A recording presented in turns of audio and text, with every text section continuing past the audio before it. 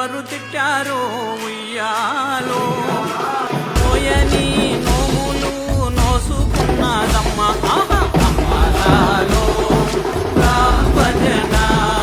చేయని పూజలు చేసుకున్నదమ్మ అమ్మలాలో రామ భజన